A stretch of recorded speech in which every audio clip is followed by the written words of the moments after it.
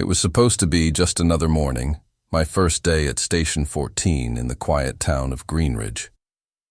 The sun was barely up, and a faint chill clung to the air as I parked my car outside the firehouse, my duffel bag heavy with everything I owned. I tried to steady my nerves, telling myself that I'd trained for this, that I belonged here. Yet my heart thumped like a drum, reminding me that first days always came with their own kind of fire. The station looked smaller than I expected. White brick walls, a row of garage doors, and an American flag hanging above them, swaying slightly in the morning breeze. Inside, the scent of coffee mixed with faint smoke. A few firefighters were already moving about, laughing and joking as they prepared for the day. I swallowed hard and stepped through the doors, my boots echoing against the polished floor. "Ethan Miller, reporting for duty," I announced, trying to keep my voice steady. A few heads turned. One of the older guys smirked and said, "Fresh meat." A couple of others chuckled, friendly enough, and I managed a small smile. But then, the room fell quiet. A low, commanding voice cut through the chatter. "All right, team, let's run this day clean." I turned, and there he was, Chief Aaron Brooks, the man everyone straightened for without question. He wasn't the loud, brash type I'd imagined a fire chief to be. He carried authority quietly, effortlessly. His uniform was sharp, his posture precise, and his eyes, calm and watchful, seemed to take everything in. When they landed on me, just for a moment longer than necessary, my stomach flipped. "New recruit?" he asked, his voice steady, yet carrying a subtle weight that made the room seem smaller. "Yes, sir." "Ethan Miller," I replied. He extended his hand. His grip was firm, confident, but not overbearing. "Welcome to Station 14, Miller. Let's see what you've got." The day began with training drills, lifting hoses, sprinting upstairs, connecting hydrants. I pushed myself harder than I thought possible, sweat running down my back, muscles screaming in protest. Yet through it all I felt his gaze. Not critical, but deliberate. He noticed me, tracked my movements, corrected small mistakes with a calm authority that left no room for argument. At one point, during gear inspection, my mask strap slipped. Aaron stepped in. "Hold still," he said quietly. His hands adjusted the strap with practiced precision. I felt a shiver at the unexpected closeness, though nothing inappropriate passed between us. When he stepped back, our eyes met briefly. Something lingered in that moment. A spark, maybe, or just the intensity of being truly seen. Later, during a break, I noticed him sitting alone in his office, staring at a framed photo of him and a woman, his wife, I assumed. His smile in the picture was warm, but it didn't quite reach his eyes. For a brief second, I felt like I was intruding on a private world. "Hey, you're lucky, Jake," a fellow recruit said with a grin, nudging me. "Chief doesn't take interest in rookies that fast," I laughed, brushing it off. Guess I just got lucky. But inside I was confused. Was it respect? Mentorship? Or something I didn't have a name for yet? As the day wound down, I stayed late, tidying the equipment room. The fluorescent lights hummed, and the faint smell of rubber and metal filled the air. I didn't hear him approach until he spoke. "You don't have to do all that on your first day," Aaron said. I turned to see him leaning against the doorway, hands in his pockets, calm and measured. "I like to finish what I start," I said. He nodded slowly, a hint of a smile tugging at the corners of his mouth. "I like that," he replied. A silence stretched between us, neither awkward nor tense, but full of something I couldn't name. Finally, he added, "You did good today, Miller. You've got potential." "Thank you, Chief," I said. He was about to leave, then stopped and glanced back. "And Ethan?" "Yes?" "Don't lose that fire in you," he said softly. When he left, my pulse still raced. Driving home later that evening, I tried to convince myself it was nothing more than admiration, respect for a man at the top of his field. But when I closed my eyes, I couldn't shake the memory of his gaze. I thought it was just my first day. Until the chief looked at me like that. The next few days passed in a blur of alarms, drills, and endless paperwork. Every morning I arrived early, eager to prove myself, and every evening I left exhausted but quietly exhilarated. The firehouse had its rhythm, the clatter of boots on the floor, the hiss of hoses, the low murmur of voices sharing stories about old calls. But what I noticed most was Aaron. He moved through the station with that same calm authority, always observing, always knowing exactly where he needed to be. And somehow he always noticed me. Not in a critical way, but with awareness, a subtle attention that made my chest tighten whenever our eyes met. One late evening, after everyone else had gone home, I was alone in the garage cleaning the trucks. The scent of oil and metal filled the space, and the fluorescent lights cast long shadows across the floor. I didn't notice him approach until I heard the soft echo of his boots. "You're still here?" he asked, voice low and steady. I looked up, startled. "Just making sure everything's ready for tomorrow." He leaned against the side of the truck, arms crossed. "That's dedication," he said. "Or stubbornness. Sometimes it's hard to tell with new recruits." I smiled nervously. "Maybe a little of both." He studied me for a moment. Then, almost casually, he pulled a chair over and sat down across from me. "Do you like it here so far?" "I do," I admitted. "It's different than I imagined, but in a good way." Aaron nodded, looking down at the floor for a moment before meeting my eyes again. "Being a firefighter isn't just about strength or speed," he said. "It's about understanding the weight of responsibility, and sometimes carrying it alone." I tilted my head, surprised by the honesty in his voice.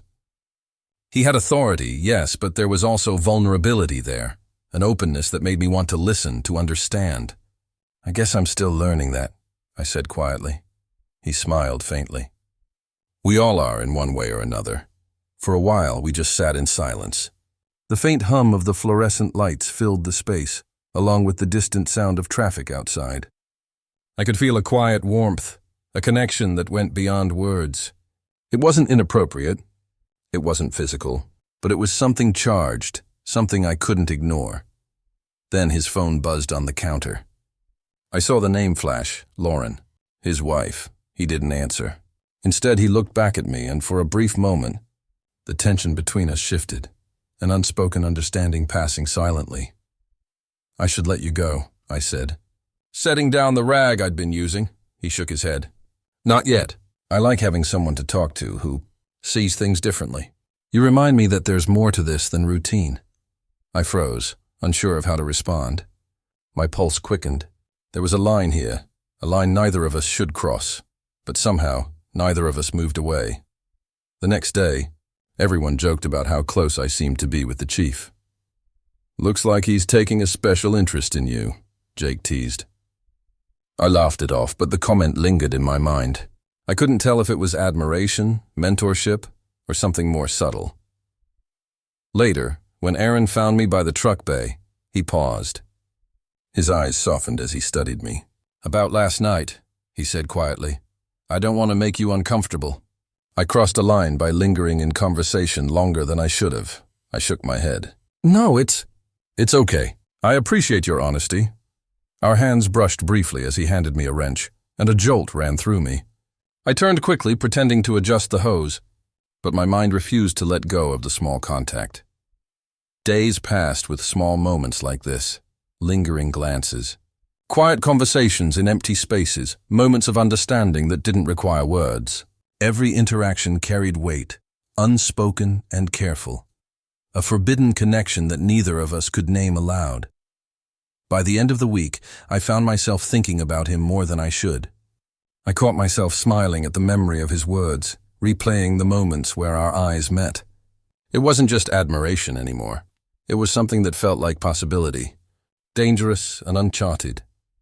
And yet, every time I remembered his wife, every time I saw the way he carried himself with duty and restraint, I knew this was a fire neither of us could afford to ignite. Maybe that's what made it so compelling. Some connections don't ask for permission. They just exist, quietly burning in the spaces between what is allowed and what is desired. The alarm sounded just past midnight, sharp and insistent, shaking the quiet of the firehouse. I scrambled to my boots, heart pounding in rhythm with the siren. Another call, another chance to prove myself. But tonight something felt different. He was different. Aaron was different.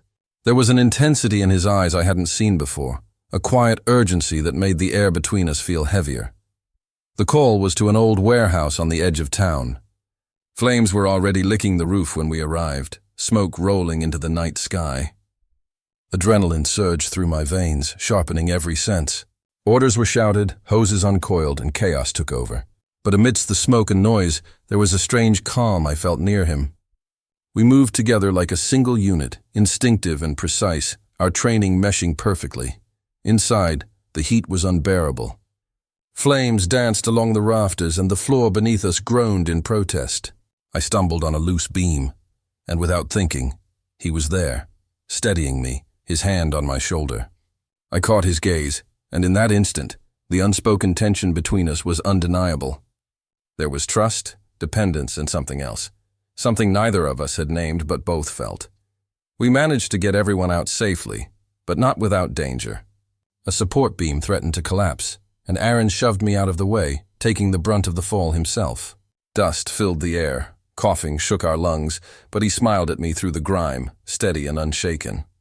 Outside, paramedics attended to minor injuries. Aaron's wife, Lauren, arrived, worry etched across her face. She wrapped him in a tight embrace, her relief evident.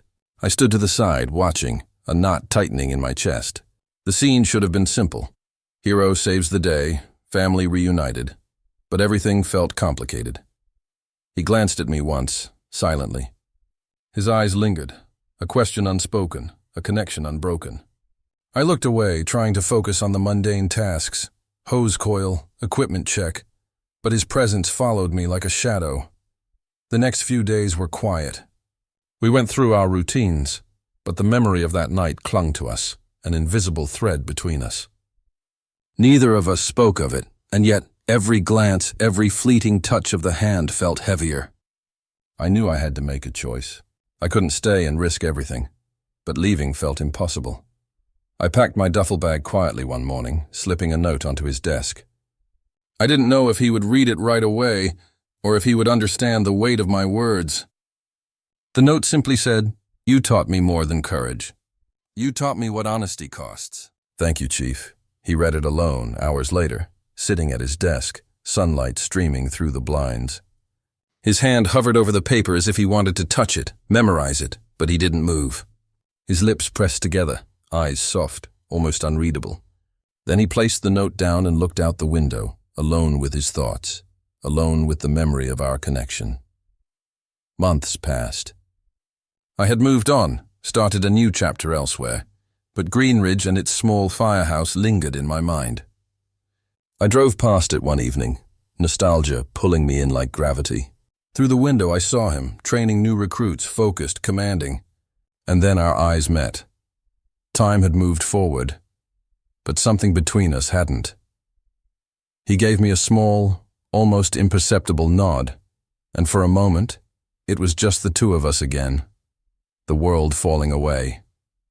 My chest tightened, heart racing.